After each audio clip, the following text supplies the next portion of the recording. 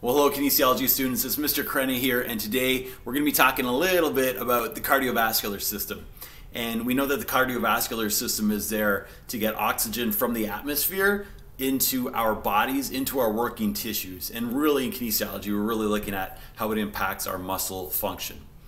So we look at the heart because when we breathe in, we know that the oxygen is going to travel into our trachea, into our lungs, into our bronchioles, and there's going to be gas exchange that occurs there into our blood, and then the heart is going to pump that out to the rest of our body.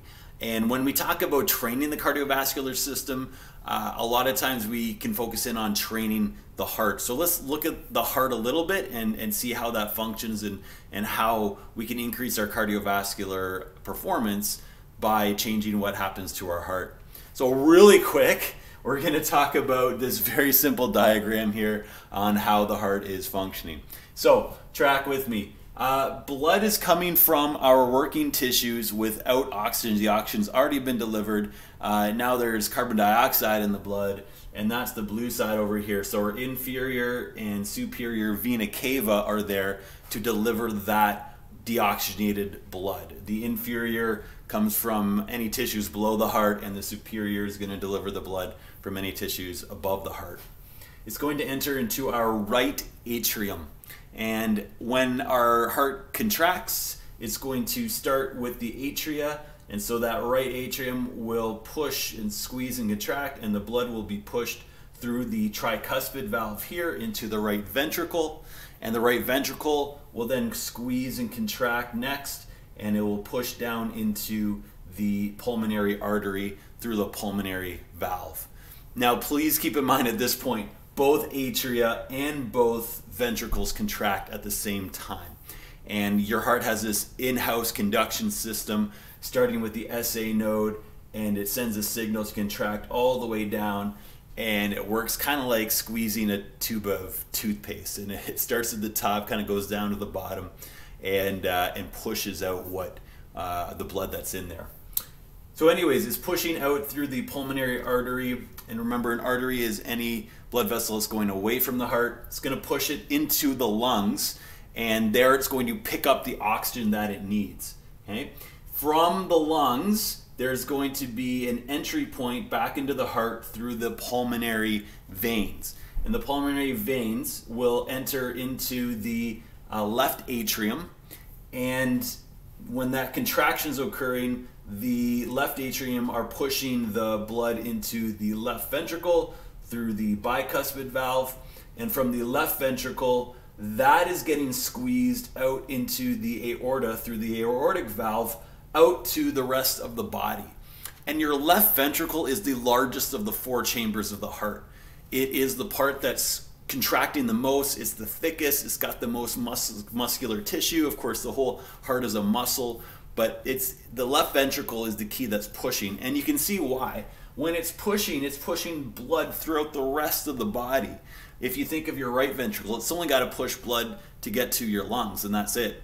But your left ventricle is there, and it's going to push, and that push is going to cause kind of this domino effect through all the different arteries, arterioles, capillaries through your body, and pushing that blood through to be able to form this kind of system that's going to continue to move through your body, and ultimately once the oxygen is used, it's going to come back through veins and venules and the inferior and superior vena cava all over again. So that left ventricle is very key, and it is the largest part of your heart, and when we talk about training your heart, we're going to look at that left ventricle specifically. Next, we got to talk about blood a little bit. So what is this stuff that's getting pushed through our body? Your blood consists of three components. The main component of your blood is plasma, and about 55% of your blood is plasma. Now, I've got it colored in blue here. It is primarily water.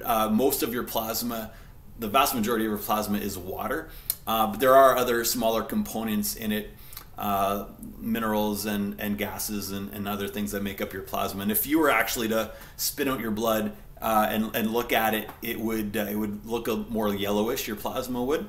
So don't get confused, but it is primarily water. So That's about 55% of your blood is plasma. Now, for about 44% of your blood is red blood cells. And this is the key component when we're talking about oxygen transport. Your red blood cells are shaped a little bit like this. They've got hemoglobin in them that contains iron. And that's why red blood cells are red, because we know that when iron rusts, it turns a reddish, orangish color. And so the iron in your blood is really there to bind to the oxygen molecules. And when oxygen hits the iron, it turns red. Anyways, when I have my red blood cells going through my body, they are attaching oxygen molecules to them.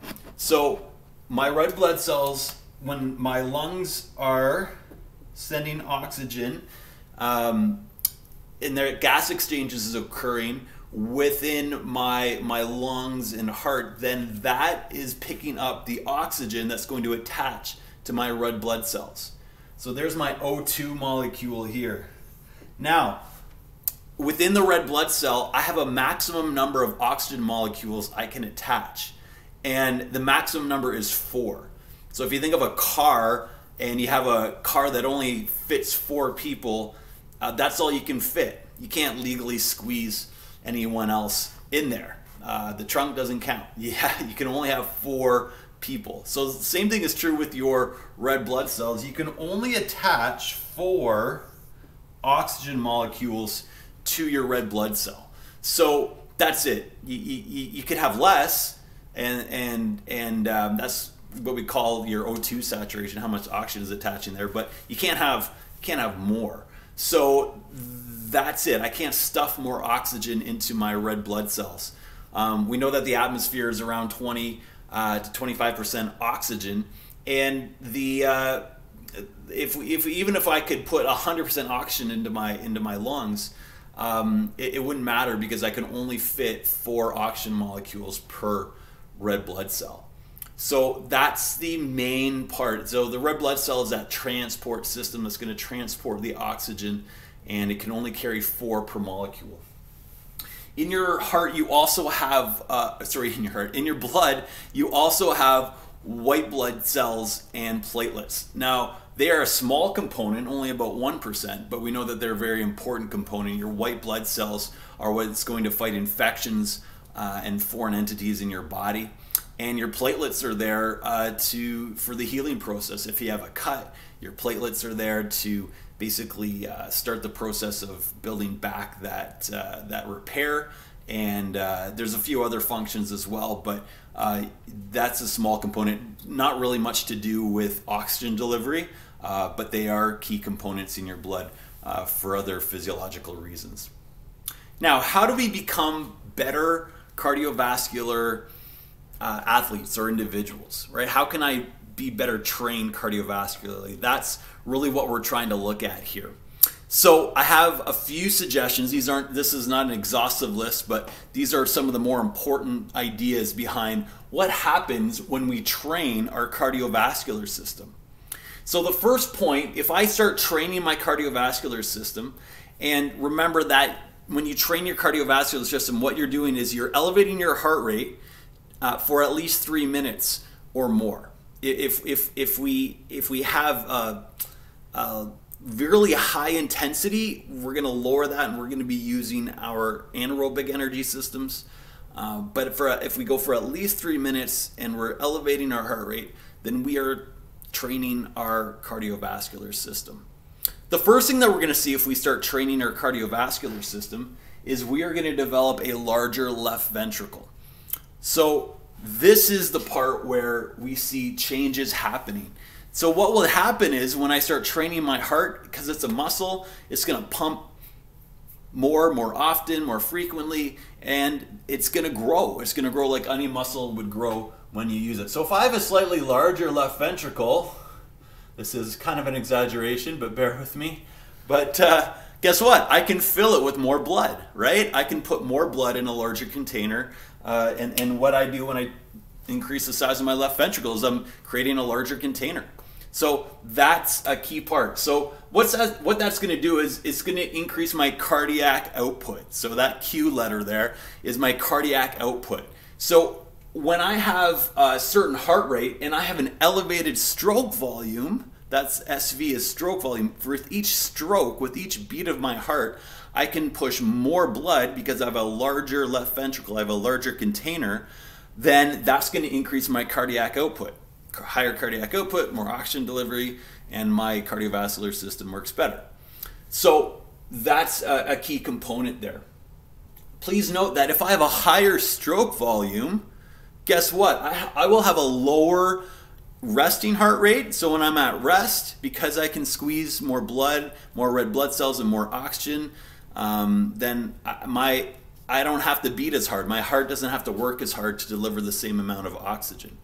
When I'm exercising, same idea. So I start exercising, and because I have a higher stroke volume, my heart doesn't have to work as hard if I was compared to somebody else that they didn't train cardiovascularly, then they might have a higher heart rate than me because I have a larger stroke volume.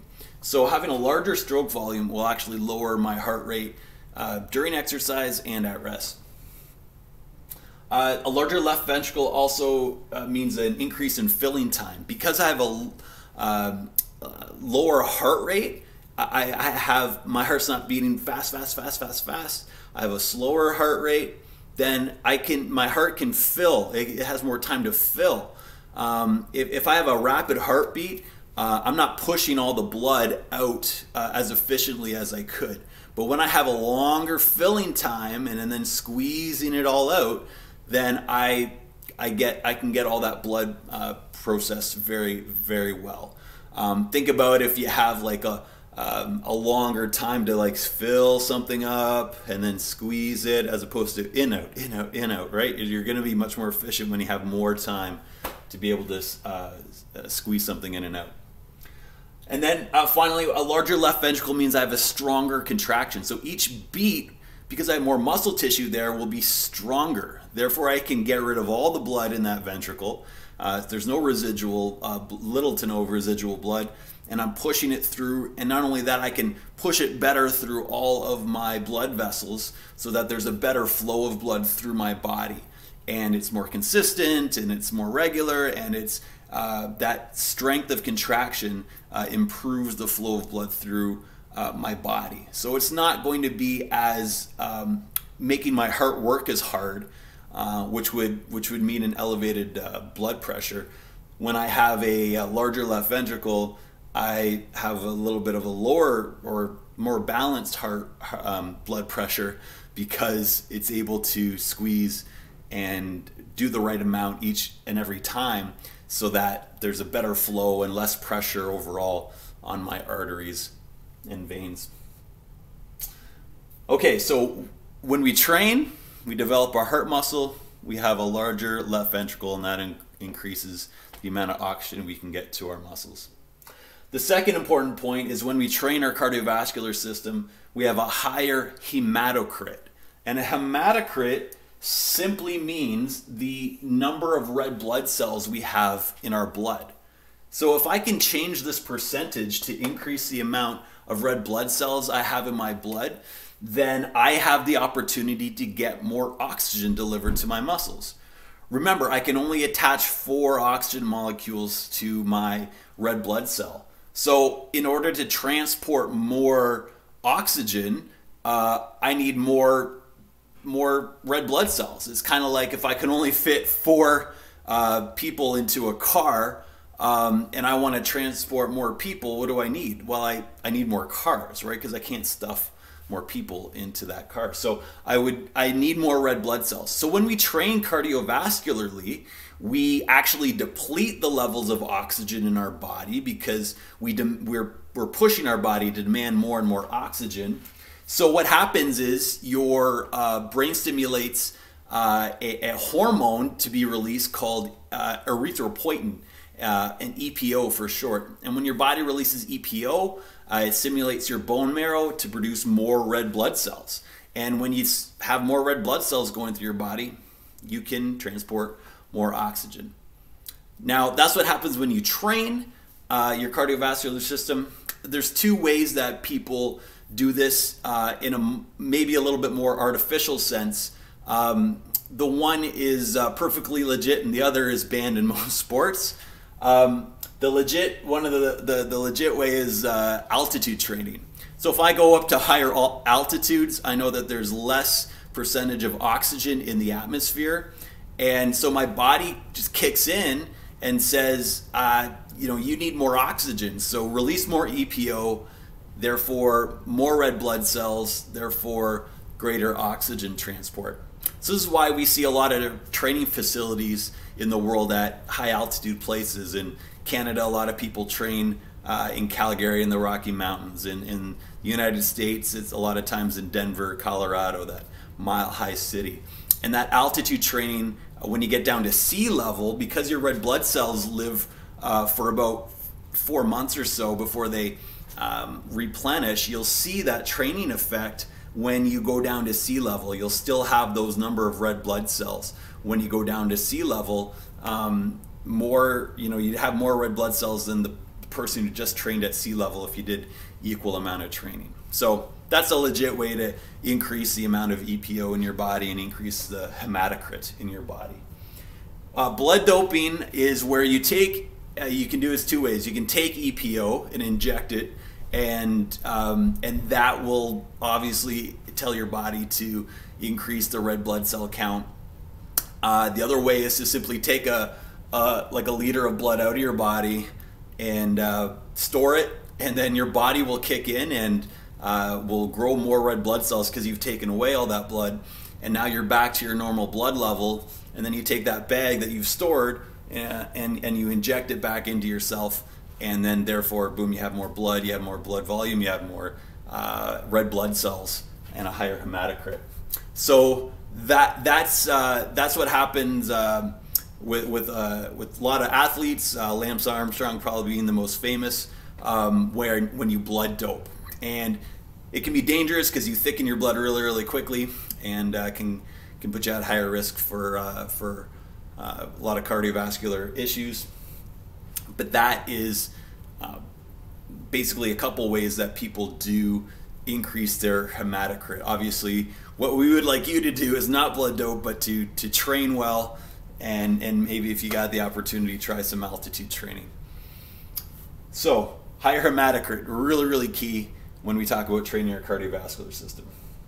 What else can happen to our cardiovascular system when we train is we get greater vascularization. That just means we have more blood vessels. Our body responds by growing more red blood vessels, and particularly in our muscles. Remember, we talked about muscle types. So we have type 2A muscles, where they have the capacity to be able to be, they're fast twitch, and they have the capacity to be anaerobic and aerobic. So I can turn my type 2B into type 2A muscle fibers, where I have a chance to use my aerobic system, and so that's what can happen when we train. We turn our fast twitch muscles, type 2B muscles, into type 2A muscles, and we get the opportunity to use our aerobic system to a much greater degree. So that's a good thing for our cardiovascular system. When we train our cardiovascular system, we also see an increase in our anaerobic threshold. So our anaerobic threshold is raised. That means I don't need to use my anaerobic system at a certain level of exercise. So if I'm working really hard, I'm still not using my anaerobic system yet, because it's my body just feels like it's a light workload, and I don't need to kick into glycolysis without oxygen, because I feel like, hey, I've got lots of oxygen available still, and I can keep using my long-term oxygen system, my aerobic system. So when we train cardiovascularly, we allow our bodies to be able to utilize the oxygen that's there, and not have to kick into an anaerobic state quite as quickly. When we train our cardiovascular system, we increase the number of mitochondria in our muscles. So that's where aerobic respiration is occurring, in our mitochondria, and we get more mitochondria in our muscles when we train aerobically as well. And then lastly we get an increased Bohr effect. So when we train our cardiovascular system, we are also raising our metabolism. That gets our body's temperature higher. And the Bohr effect says when we get our body temperature higher, that also increases the pH level in our blood, and therefore our red blood cells get rid of oxygen a lot more quickly. So think about if I heat something, what happens to the molecules? Well, they move faster. So when I train my body, it gets heated faster, therefore it releases oxygen faster, and that's all better for our cardiovascular system. Quick, fast delivery of our oxygen. All of these things, when all of these things occur, at the end, what we get is a higher VO2 max.